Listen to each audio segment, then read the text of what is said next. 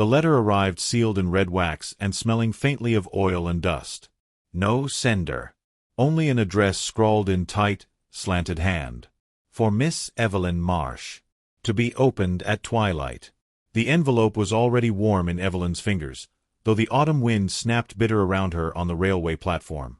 She turned it over. No stamp. No trace of how it had arrived. She opened it. Inside, a single sheet, the paper old and soft as skin. The lamplighter remembers. You left the light on. Come before the fog takes shape. Room 7, Endgrave Hotel. Evelyn hadn't spoken the name Endgrave in 16 years. She didn't expect it to still exist. And yet, 2 days later, she found herself in a black cab winding through marshland, her suitcase humming faintly on the floor, as if something inside it were trying to get out. She wore gloves now, long ones, to cover what had never healed. Because her left palm still bore the scar of the night they all forgot. The Endgrave Hotel stood at the edge of nothing. No other buildings. No path. Just mist. And rising out of it like an oil painting, 5 stories tall, gabled, with gas lanterns burning at every window, though no smoke came from the chimney, and no one waited at the front door. It was like stepping into a painting no one had finished, or one that had refused to be completed. The front desk bell didn't work. Not that it needed to. As Evelyn stepped into the lobby, a tall man in a dark velvet coat emerged from the side hallway, holding a lit taper candle. He didn't blink. Didn't smile. He set the candle on the desk and said, "You remember the room?" Evelyn hesitated. "I was told room 7. "You were not told," the man said without warmth. "You were summoned. Are you the manager?" "I am the lamplighter," he said. "But not the first." Then he handed her a brass key, blackened around the edges. "Room 7 is on the half floor." "There's no such." "There is now." The lift didn't go there. She had to take the back stair, the one behind the panel door marked with a crescent moon instead of a number. The steps groaned under her weight, not like wood, but like teeth shifting in a jaw. And at the landing, a corridor so narrow her suitcase scraped both walls. 7 gas lamps lit the way, all flickering, all exactly the same size. And then she saw it. Room 7. A black iron door. No doorknob. Only a mirror set into its surface, dark as pitch. And in that mirror, not her reflection. The woman in the mirror had Evelyn's face, but the hair was longer, eyes sunken, fingers scorched. And she was smiling. Evelyn stepped back. But the door opened inward on its own. The air that met her smelled like old pages, burnt sugar, and ash. And the room inside was shaped wrong. There were no corners. Not rounded, not shadowed, simply missing. Everywhere the ceiling and floor met, the lines blurred, as if perspective had been melted. The wallpaper moved slightly, breathing with damp. And in the center of the room, a single chair faced the wall. On it, a black coat. The same one she'd buried 16 years ago. The coat of Caleb Ford, the one who vanished in this very hotel when they were both 19. Her best friend. Her almost lover. The one who lit the lamps before her and never came back down. She touched the coat. It was warm. A whisper filled the room. Not air. Not voice. A light. It hummed. From nowhere and everywhere, behind the wallpaper, inside the doorframe, under her teeth. You left him here. Now the room needs someone new. She turned to run, but the hallway was gone. Only the mirror door. And her reflection was closer now. Fingers pressed to the glass. The scorched mouth moved, soundlessly. Evelyn backed into the room. "No," she whispered. "I came to find him. I didn't leave him." But the room disagreed. She remembered, then, the first time at Endgrave. How the 5 of them had come on a dare. How they'd taken keys from the old register. How room 7 hadn't existed on the map, but had appeared anyway. She remembered Caleb's voice. "Some lights shouldn't be lit. They're already waiting." And she remembered the scream. Not hers. And the way the lanterns went out one by one as she fled. Now she stood again in the center. The coat vanished. In its place, a matchbox. Old, faded, labeled. Ford and Marsh, keepers of the final flame. Her name. His name. She picked it up. Inside, only one match. The wallpaper began to weep. From every seam, black wax. She turned to the mirror. Her reflection no longer moved. It waited, match in hand. The room darkened, and she knew. She'd lit the last flame once. And now, to leave. She would have to do it again. The wax kept dripping from the seams of the room. Thick, black, slow. Like tears shed by something too old to weep. Evelyn held the matchbox as if it could answer her. But it only hummed faintly in her palm, not warmth, but presence. She glanced down. The label on the box had changed. Where it once said Ford and Marsh, keepers of the final flame, now it read. One lit the match. One vanished. One must return the flame. The single match inside pulsed like a heartbeat. Evelyn turned toward the mirror door. Her reflection stood still now. No movement, no smile. But something was behind it. A second figure. Barely visible. Taller. Face obscured by soot. Hands glowing like coals. Caleb. Her throat closed. I didn't leave you, she whispered. I ran. The reflection tilted its head. And her own voice replied, not from her throat, but from the walls. You lit the lamp. And turned your back before it answered. The room darkened further. Each gas lamp in the corridor beyond, if it still existed, blinked out one by one, though Evelyn never saw them. The matchbox twitched in her fingers. She stepped forward. Her reflection didn't. She held up the match, and for a moment saw two sets of hands. One hers. One charred. Both holding the same flame. She struck it. Light bloomed. But not yellow. Blue. A cold, spectral fire. The mirror shattered inward, not glass, but water breaking, and Evelyn was pulled through. No time to resist. Only to fall. She landed not on floorboards, but ash. A long corridor stretched before her. Identical gas lamps on either side. Unlit. Dozens. Hundreds. At the far end, a man with a lamplighter's rod, moving slowly from lamp to lamp, trying, failing, trying again. Evelyn rose. Her fingers stung. The match still burned blue in her palm. She walked forward, step by step, until the air grew thin. And he turned. Caleb. Older. Gaunt. Ash in his hair. Eyes bright and exhausted. And not surprised to see her. He smiled, faintly. You came back. She tried to speak, but the room itself took her breath. He gestured toward the final lamp. It only lights if we both strike. But I don't remember what we were lighting for, she gasped. Doesn't matter anymore, he said. Only matters that it ends. He raised his rod. She lifted her match. They struck. The lamp hissed, then ignited in silver flame. Not blue. Not warm. A fire that sang without sound. And Evelyn saw the truth. The Endgrave Hotel was not a building. It was a collection. Of moments unfinished. Of light never returned. Of guests who struck matches for rooms no one else dared enter. Behind her, the corridor folded away. Only the flame remained. And the voice returned. One may go. One must stay. That is the cost of final light. Caleb smiled gently. I knew it would be me.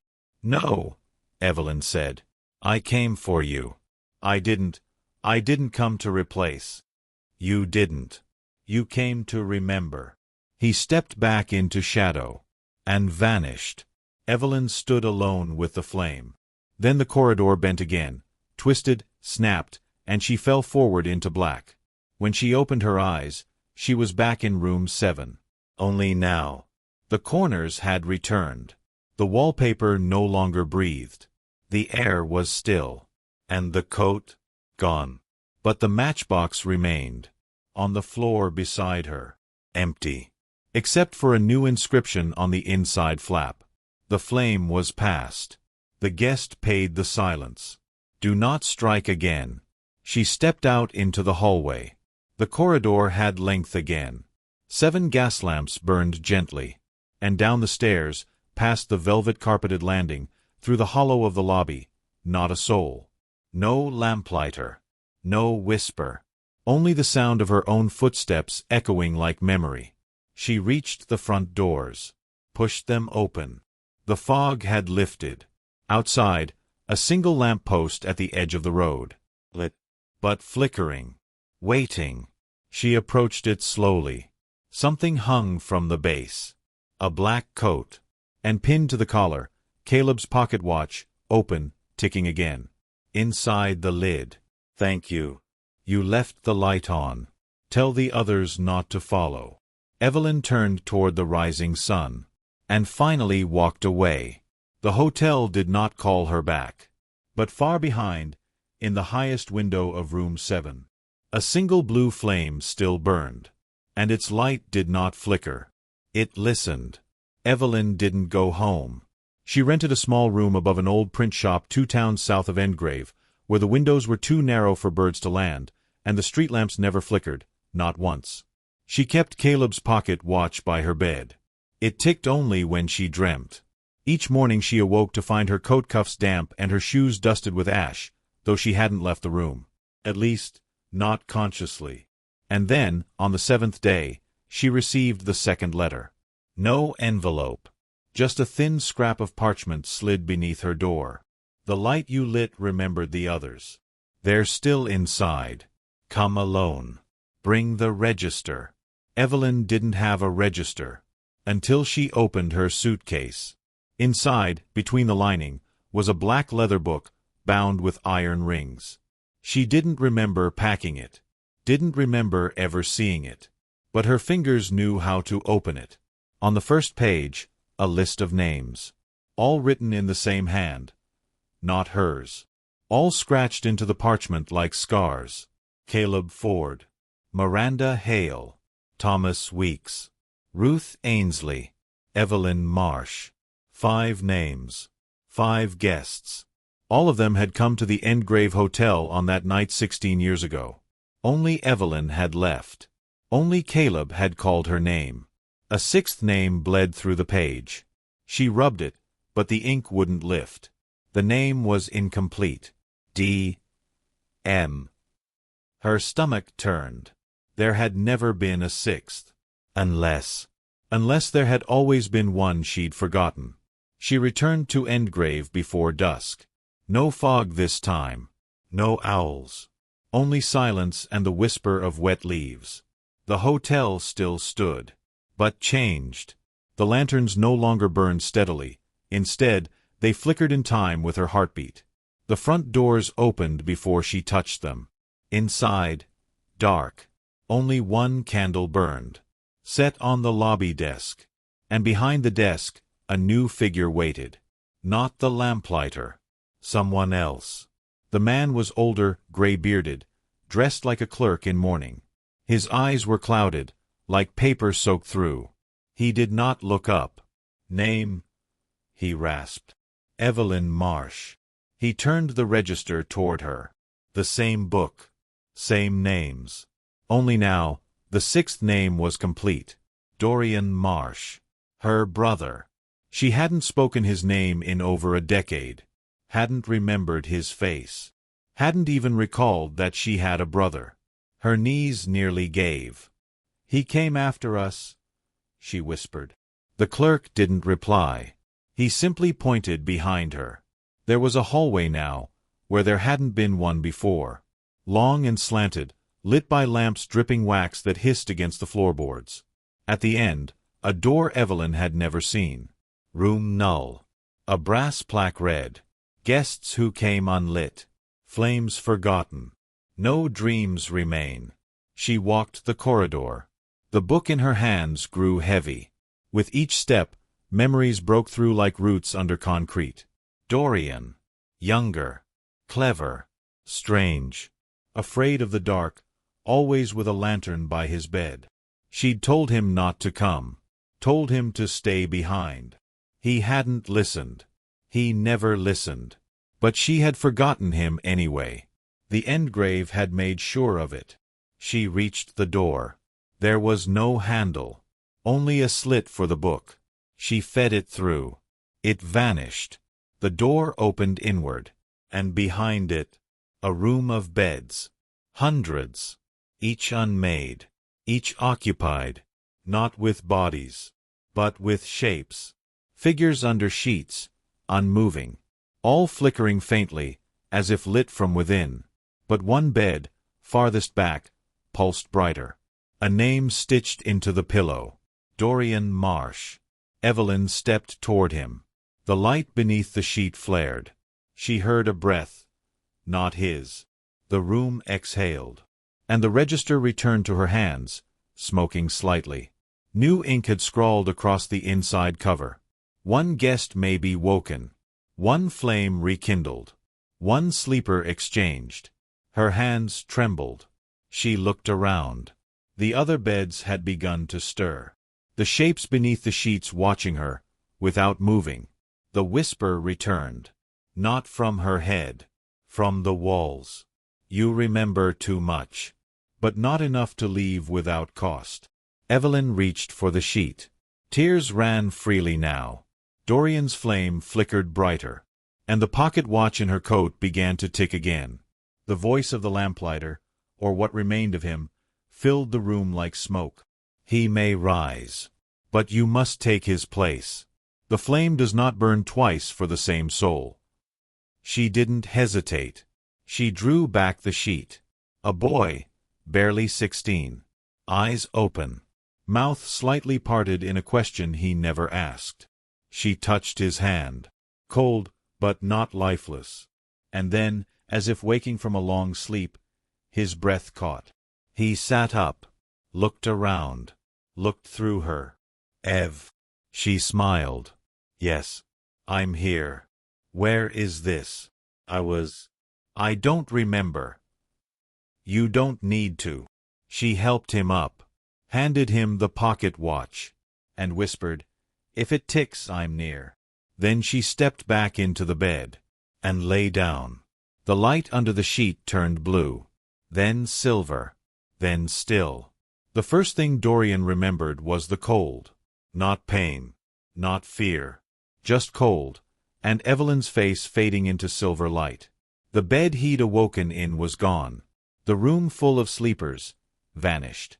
Only the register remained, open at his feet, whispering as the pages turned without wind. The flame was past. The guest accepted the silence. The debt remains. He clutched the pocket watch she'd left him. It ticked like it was alive. He wandered the Endgrave in silence. The hotel had changed again. No lobby. No clerk. No staircases. Only lamps. Hundreds of them. Floating midair, or bolted into walls that had no surface. Some burned blue. Others flickered gold. A few had no color at all, just a pulsing presence. And all of them watched him. He could feel it, not malice, not welcome, just expectation. Something was waiting for him to decide. He found the rod beside the mirror that had once led to room 7. Its brass was warm. Etched along the handle, only one may return the light. His hand closed around it. And the lamps bowed. Not physically, but in flicker. In hush. He understood now. Evelyn hadn't freed him. She'd crowned him. At the center of the hotel, where no floor plan should have met, he came to a door carved entirely of wax. Each inch marked with names, some fresh, others melted to nothing. The top bore a single, chilling phrase. For the guests who never left. And the light that never wanted to. He knocked once. The wax peeled open like skin under flame. Inside, Evelyn. Sleeping. Her bed was not like the others. It floated in the dark, suspended by threads of silver light. The matchbox rested beside her. Empty. The register hovered nearby, pages flapping like wings. And above her, the original lamplighter. Not Caleb. Something older.